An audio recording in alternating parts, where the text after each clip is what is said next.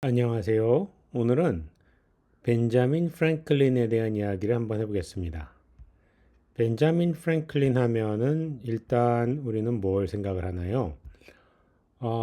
아마 미국의 독립을 이끈 그 개척자, 미국의 그 건국의 아버지 중 한 명으로 이해하고 있는 사람들이 꽤 많을 겁니다. 실제로 이 사람은 1705년에 태어나서 1790년에 세상을 떴는데 미국에 유명한 독립선언이 있었던 해가 1777, 76년이고 독립전쟁 끝에 독립이 최종적으로 확정된 것이 1783년이니까 거의 그의 인생 말기에 있었던 사건이었습니다. 이때 이 벤자민 프랭클린이라는 사람은 원로 정치가로서 좀 더 젊은 다른 정치인 그리고 조지 워싱턴이라는 군인들이 독립운동을 원활히 할 수 있도록 조율한 그러한 중요한 인물이었죠. 근데 프랭클린의 인생 출발은 사업가였어요. 그 당시에는 인쇄물을 출판한다는 것이 굉장히 고급진 기술이었는데 요즘으로 말하면은 뭐 AI 기술에 뛰어난 그런 청년 정도로 이해를 할 수가 있을 것 같아요. 그래서 이 인쇄소를 자기가 직접 운영을 하면서 그냥 남이 준 책자를 인쇄만 하는 것이 아니라 자기가 직접 책을 발간하기도 했다고 하죠. 그러면서 사업을 잘해서 돈도 꽤 많이 벌고 또 그 지역의 정치 활동에도 활발히 참여를 하고 그렇게 해서 사업가 및 이 정치인으로서 이미 입지를 잘 굳힌 그 당시에 잘 나가던 사람이었는데 어느 날 이 보스턴에 가서 굉장히 흥미있는 물건 한번 구경을 하게 됩니다. 그게 바로 라이덴 항아리라는 건데 어, 라이덴 항아리가 발명되기 전까지는 사람들이 전기를 어떻게 만들어냈느냐 전기가 필요하면은 그때그때 뭐 털을 뭐 유리 막대기에 문지른다든지 이런 식으로 해서 아주 미약한 양의 전기를 만들고 그거를 그 자리에서 장난삼아 뭐 실험을 해 보이고 하는 게 전부였죠. 그래서 아주 많은 양의 전기를 아주 오랜 시간 보관하는 방법이 없었습니다.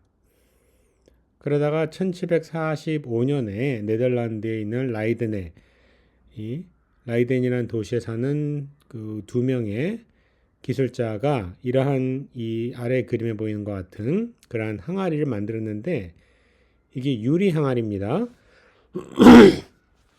이 항아리인데 그 벽에 이 바깥쪽과 안쪽에 금속 막을 잘 붙입니다. 그 다음에 안쪽 벽과 바깥쪽 벽에 붙어 있는 이 금속 막을 연결하는 이러한 금속 선을 이렇게 달아요.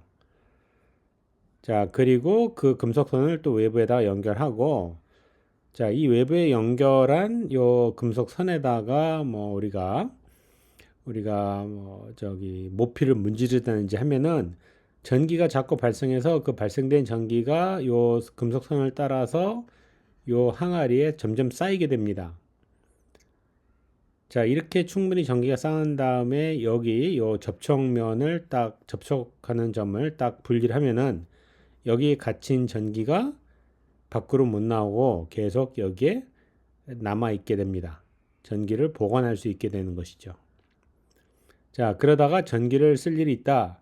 그러면은 이렇게 선을 다시 금속공을 다시 연결합니다. 그러면은 갑자기 순식간에 많은 양의 전기가 이렇게 방출이 됩니다. 자, 이거를 사람한테 적용을 해보면은 사람이 깜짝 놀라서 기절할 수도 있는 그런 많은 양의 전기가 여기에 비축이 됐었다고 하죠. 그래서 이걸 갖고 사람한테도 실험을 해보고 뭐 장난도 해보고 하는 게 그 당시에 조금 여유 있는 사람들의 오락이었다고 해요. 자, 이것이 발견된 게 1745년인데 불과 그 다음에 46년에 어떤 사람이 라이덴 항아리라는 거를 보스턴에 들고 와서 사람들한테 시범을 보였는데 그때 마침 프랭클린이 그 자리에서 그 모습을 보고 야, 이거 신기하다. 나도 하나 가져야 되겠다라고 해서 자기가 직접 영국에 그 평소에 사업하면서 알게 된 어떤 사람한테 주문했다고 해요. 그래서 필라델피아에 있는 자기 집에서 이 기계를 갖고 이런저런 실험을 했다고 하죠. 자, 근데 이 사람은 그 정식 과학 교육을 받지 않았을 뿐만 아니라 정식 교육도 그렇게 받은 사람은 아니었어요. 10살까지만 이 학교를 다니고 그다음부터는 계속 그 인쇄업을 했다고 하는데 그럼에도 불구하고 그 당시에 이 전기 실험이란 게 워낙에 단순했고 또 프랭클린은 그 인쇄기를 다루면서 어떤 공학적인 기술을 이미 실전에서 많이 터득했던 사람이었던지라 이 기계를 잘 활용해서 그 당시 유럽 사람들도 하지 못했던 그런 재미있는 실험들을 많이 했다고 해요. 그리고 중요한 것은 라이덴 항아리가 만들어진 지 불과 1년 만에 이 신문물을 접할 수 있었다는 것이죠. 그리고 아마 재산도 넉넉했었기 때문에 바로 이 물건을 영국에서 필라델피아까지 보내주십시오 하고 주문할 수 있었을 거라고 짐작을 합니다. 아무튼 그렇게 이 재빨리 신문물, 새로운 도구를 받아들일 수 있었던 덕분, 더하기 본인의 탁월한 재능 덕분에 굉장히 중요한 발견을 하면서 또 대단히 중요한 가설도 세웁니다. 그게 뭐냐? 그전에는 이 전기가 없던 두 물체를 서로 비볐을 때 이 양쪽 물체의 전하가 유도되는 걸 보고 없던 전하가 새로 만들어졌다 이렇게 해석을 하는 게 일반적이었어요. 근데 이런저런 실험을 하다 보니까 프랭클린이 보기에는 이게 전하가 갑자기 생기는 게 아니라 한쪽 물체에 있던 전하가 다른 쪽 물체로 이동하는 거구나. 이런 해석이 더 옳다라는 결론을 내리게 됩니다. 그래서 1747년 프랭클린이 전기와 관련된 탐구를 시작한 지 불과 1년 만에 전하는 한쪽에 있던 전하가 다른 쪽으로 이동하는 것이고 그렇게 해서 전하가 많이 쌓인 곳을 양전하가 모인 곳이라고 이름을 붙이고 전하가 떠난 곳은 음전하가 쌓인 곳이라고 이름을 붙이자 이러한 제안을 했습니다. 요즘 말로 말하면 전하라는 거는 없는 곳에서 갑자기 생기는 게 아니라 총 전하의 양은 보존되고 다만 한쪽에 있던 전하가 다른 곳으로 이동하는 것뿐이다. 이런 식의 가설을 제안을 한 것이고 그리고 전하 보존이란 것은 현대 물리학에서도 아주 가장 중요하게 생각하는 그러한 보존 법칙입니다. 물론 전하 보존 법칙이라는 용어를 정확히 쓰지는 않았지만은 프랭클린이 생각했던 개념은 지금의 전하 보존이랑 정확히 똑같은 개념이고 그 사람의 생각이 옳았다는 것이 나중에 몇 세기에 걸친 탐구를 통해서 또 증명이 된 것이죠. 자, 이렇게 계속 그 전기에 대한 탐구를 하다가 어느 날 문득 이런 생각이 떠올랐나 봐요. 지금 뭐 그 당시만 해도 사람들이 번개에 맞아서 사망하거나 아니면은 가축이 번개를 맞아서 죽거나 하는 일이 흔했을 텐데 도대체 전기가 뭘까라는 호기심을 사람들은 아마 수천 혹은 수만 년, 수십만 년 동안 갖고 있었을 겁니다.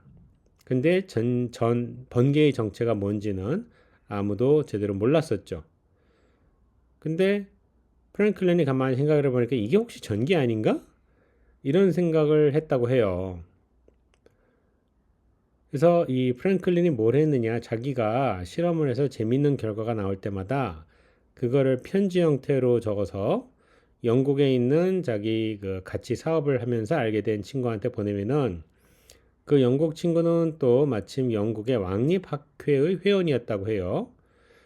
회원들은 자기 혹은 다른 사람들의 연구 결과를 그 학회에서 발표할 수 있는 특권이 있었는데 그 친구 콜린슨이라는 친구가 이 벤자민 프랭클린의 결과를 한번 출판을 하고 싶다라고 그 연구 결과의 출판을 도왔다고 합니다. 근데 처음에는 그것이 이게 말도 안 되는 소리 같다 해서 출판을 거절당했다고 해요. 그랬더니 그러면은 그 학회에서 출판하지 말고 그냥 우리가 책을 내자 해서 이 직접 프랭클린이 그동안 했던 여러 가지 관찰 결과와 거기에 대한 해석 등을 덧붙여서 또 책도 냈다고 하죠. 자, 그 책에 바로 이 번개가 곧 전기다라는 가설이 실렸다고 해요. 뿐만 아니라 그 책을 보면은 이 자기의 가설을 검증하려면 어떻게 되느냐라는 자세한 방법이 또 적혀 있습니다. 그 방법이라는 게 뭐냐? 요즘 말로 하면은 어떤 사람이 그 천둥 치는 날 건물 꼭대기에 올라가서 이 금속 막대를 꽂아 놓고 한번 기다려 보자. 만약에 번개가 쳤을 때 금속 막대기의 끝에서 불꽃이 반짝반짝 튀면은 그럼 이거 전기가 흐르는 거 아니냐. 왜냐면은 라이단 항아리에다가 금속 막대기를 연결했을 때 금속 막대기 한쪽 끝에서 불꽃이 반짝반짝 튀는 거는 이미 사람들이 잘 알고 있었어요. 근데 만약에 번개 치는 날도 금속 막대기가 반짝반짝 불꽃을 내면은 결국 번개가 전기라는 증거 아니겠느냐. 한 그러한 유사성의 근거를 둔 이 합리적인 추측을 제시한 거고 실험을 하려면은 번개 치는 날 밖에 나가서 쇠막대기를 들고 있어야 된다. 이런 주장을 한 거예요. 자, 그런데 이런 주장을 쉽사리 그 사람들이 잘 받아들이질 않았는지 이 2년 뒤에는 자기가 직접 아들을 데리고 번개 치는 날 밖에 나가서 실험을 했다고 하죠. 그게 우리가 알고 있는 그 유명한 연날리기 실험입니다. 그래서 이 아들과 함께 연을 날리는 이 그림은 그야말로 우리가 어렸을 때부터 무수히 많이 봤을 텐데 실제로는 이렇게 무모하게 천둥번개 치는 날 맨몸으로 연을 날리지는 않았다고 해요. 굉장히 조심스럽게 준비를 했는데 일단 연은 이 비단으로 만들었다고 합니다. 왜냐 종이연은 비가 오면 다 잦아서 당연히 하늘에 못 뜨겠죠. 하지만 비단은 워낙에 가늘고 촘촘하기 때문에 이 빗물을 통과시켜서 여전히 비 오는 날에도 공중에 떠 있을 수 있었다고 해요. 그 다음에 연줄은 뭘로 만들었느냐? 평소에는 전기를 안 통하는 실인데 성질이 좀 특이해 갖고 젖으면은 전기를 통하는 그러한 섬유를 골라서 연줄을 또 만들었다고 해요. 그리고 저기 연 끝에는 그 뾰족한 금속 막대기를 박아 넣고 금속 바늘이겠죠.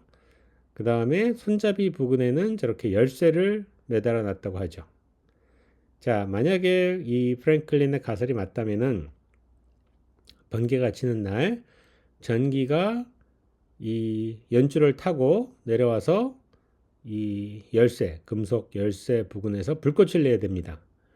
만약에 불꽃이 나면은 정말 이 번개 속에 전기가 있구나 라는 것을 증명을 하게 되는 셈이죠.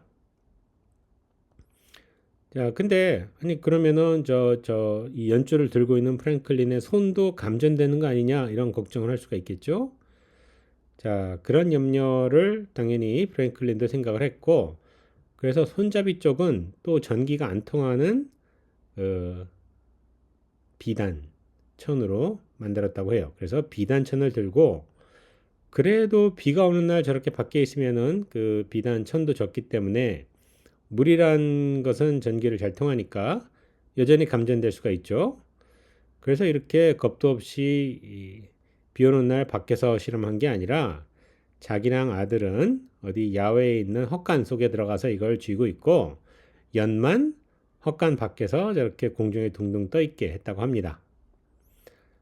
이렇게 모든 준비를 마치고 정말 실험을 해보니까 아니나 다를까 이 열쇠에서 반짝반짝 불꽃이 튀더라라는 것을 발견했던 거예요.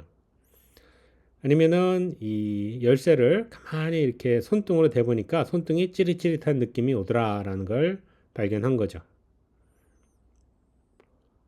자, 프랭클린이 이런 실험 결과가 있다라고 발표를 하니까 그야말로 이 영국에 있던 과학자들이 정말 대단한 발견했다 그러면서 막 칭찬을 하기 시작합니다. 그리고는 불과 1년 뒤에는 영국에서 주는 가장 권위 있는 과학상, 코플리 메달, 요즘 같으면 노벨상에 해당하는 그런 대단히 권위 있는 그 상을 프랭클린한테 줍니다. 전혀 과학적인 배경도 없고 전문 과학자였도 아닌 저도 아닌 사람이었는데 워낙에 그 업적이 독특하고 또 중요하다 보니까 최고의 과학상을 이 사람한테 주게 된 것이죠. 그뿐만 아니라 이 발견이 너무나 흥미로워서 일반 대중들한테도 이 프랭클린의 발견 내용이 잘 알려졌고 그래서 대중적으로도 굉장히 유명한 사람이 됐다고 하죠. 마치 요즘으로 치면은 뭐 젠슨 황이나 저기 샘 알트만 같은 그러한 인물이 아니었는가라고 짐작을 할 수 있습니다. 자, 이런 식으로 그 이 아마추어 과학자였던 벤자민 프랭클린이 이 전기에 대한 굉장히 중요한 업적을 남겼고 그것에 자극을 받은 또 유럽의 정말 전문적인 과학자들이 전기 현상에 대한 탐구를 더욱 열심히 하게 됐다 하는 이야기가 전해지고 있습니다.